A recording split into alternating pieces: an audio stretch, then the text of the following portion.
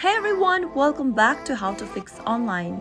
In today's tutorial video, I'm going to show you how to fix Roblox not launching on your iPhone. Watch the tutorial till the end and don't forget to subscribe to our channel by hitting that subscribe button.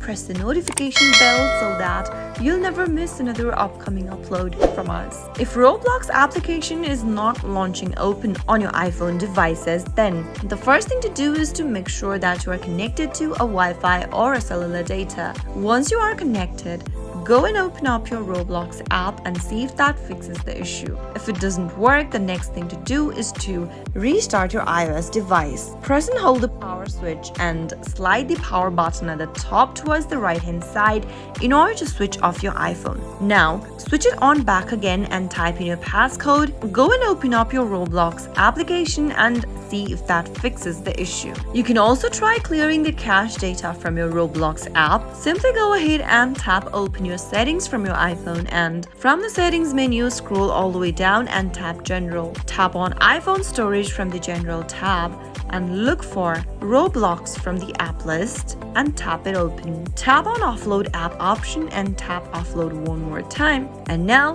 tap on the reinstall app button back again in order to clear out cache data from your Roblox app. After the application gets reinstalled back again, go and open it up and launch open Roblox application to see if that fixes the issue. Those were some of the fixes that you could try out whenever your Roblox application is not launching open on your iPhone. I hope the tutorial was helpful to you. If it was, go ahead and give us a thumbs up. I'll be back soon with more videos like this. Thank you for watching.